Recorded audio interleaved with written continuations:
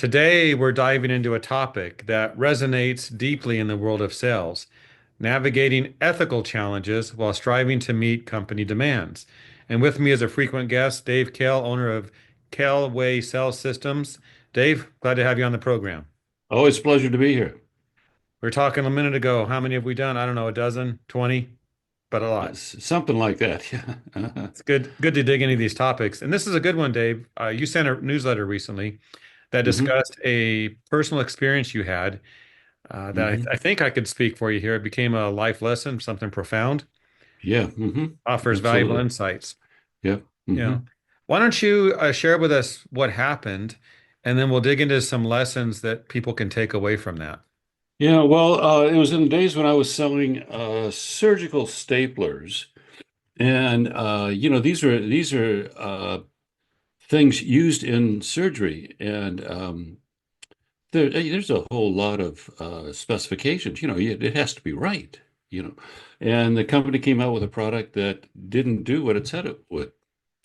And we were given really strong quotas and told if we don't meet the quotas, our job's in jeopardy and so on.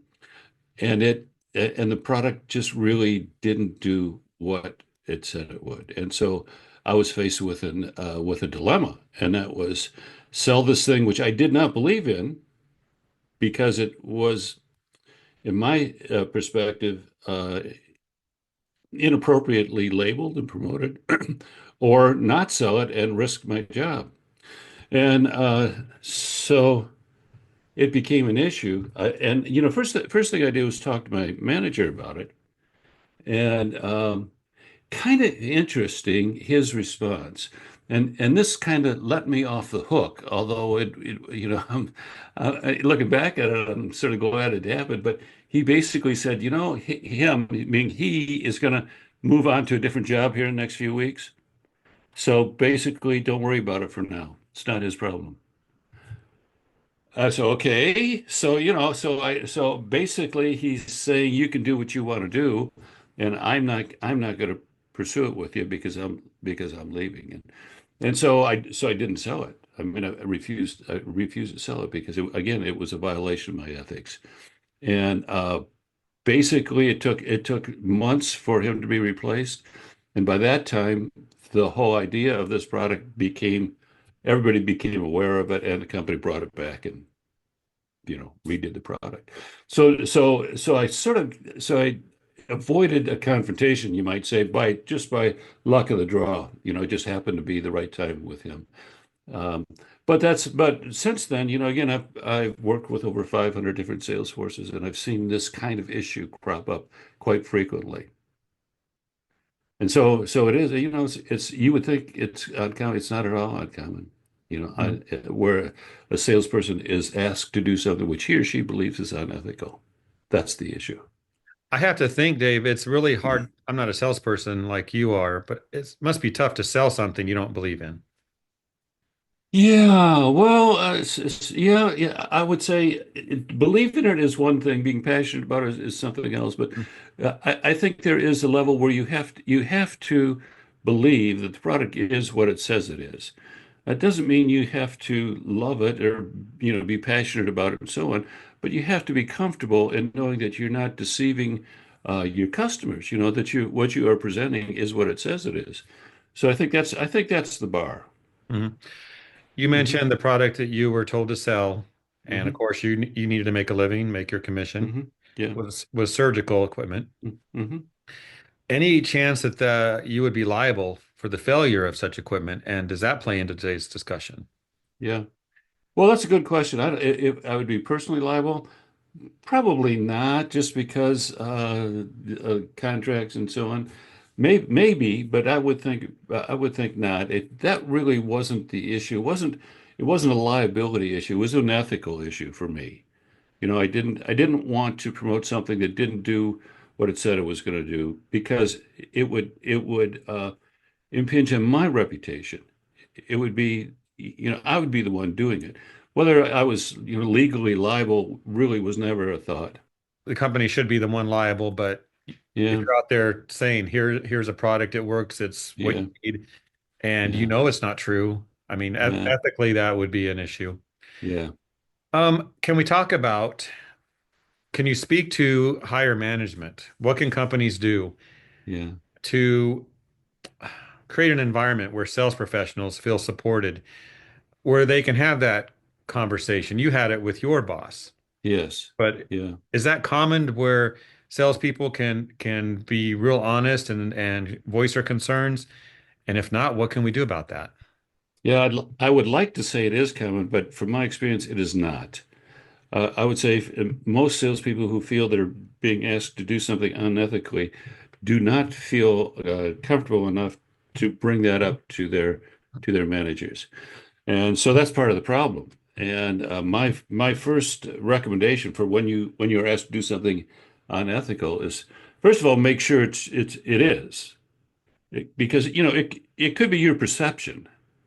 And so your perception may be off, So first, and I would recommend you talk to somebody, some experienced, um, wise person that you respect, and see, just test that. Is it you, or is it really truly unethical? So that's first.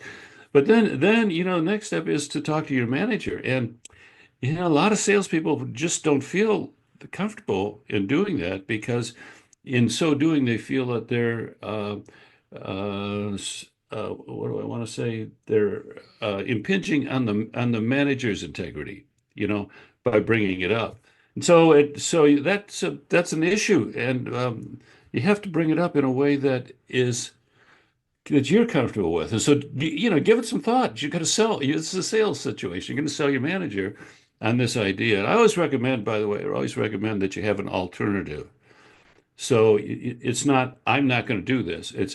I'm comfortable doing this. Can we do this instead? So you give your boss or manager an option, a positive thing to focus on instead of just the negative that you have. But back to your question, so that's, some advice for salespeople. But back to your question, what can you do as a management team? And that is, man, you got to just create that atmosphere where your team feels comfortable enough talking with you about these things. And that's not overnight. You have to spend time with them, take them to dinner, get to know their spouse, have a have a relationship that extends beyond business so that you have some comfort, between one another. So I mean, and don't be afraid to initiate those hard conversations as a manager, because then that sets the stage. It creates a culture where hard conversations are okay. So those are just some basic things you can do to create a cult. You're really creating a culture that allows and encourages a salesperson to be forthright. Yeah, to me, it seems like if a manager says, here's a product, go sell it. I don't care what you think. That's a Mhm. transactional relationship. It's not a Yeah, culture at all, or maybe it's a bad culture. yeah, Uh, yeah, absolutely. I like how you said how we can say no. Don't just say no, but have an alternative Yeah, because people don't want to hear an excuse. They want a solution. And you had that. exactly. What would have Yes. happened if your boss wasn't leaving? Yeah. And Well, who knows? You know, right. honestly. So, it took about 6 months for the issue to be resolved. So, in those 6 months, what would have happened? I don't know. Honestly, I was prepared. I was prepared for the worst, which is, okay, I'm going to get fired. I was prepared for that. And by the way, that's something that I recommend for salespeople. If you feel like you're being asked to do something unethical, you have to decide how big a deal this is for you. Are you willing to lose your job over it? Or is it just something that you're going to be uncomfortable with and that's going to pass and you're going to forget it? So how strong a stand are you going to take? And you got to think that through before you begin to make waves. Maybe that's a New Year's resolution. Think ahead and plan. Because, Yeah. you know, uh, Yeah, yeah.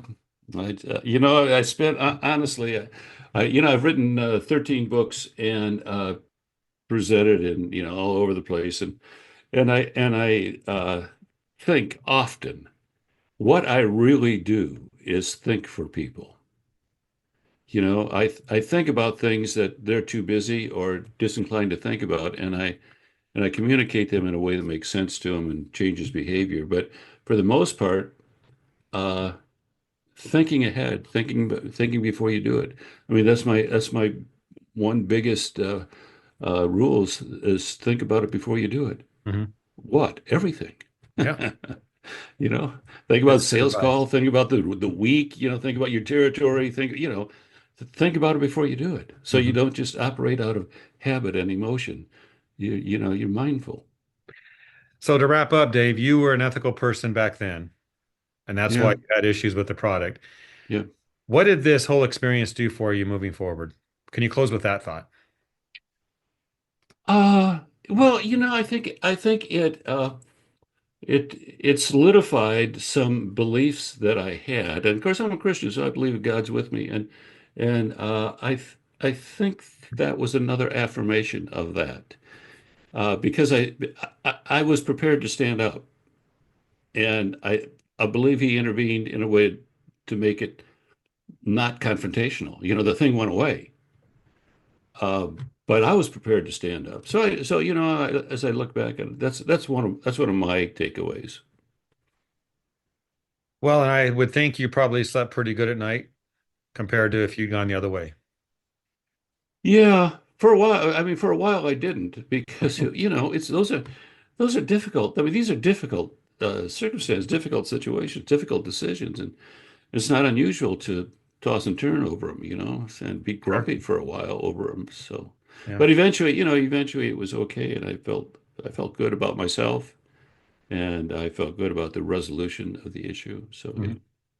yeah, Well, appreciate your thoughts, Dave. I think the big takeaway might be do the right thing. yeah, Mhm. yeah. I'll certainly agree with that.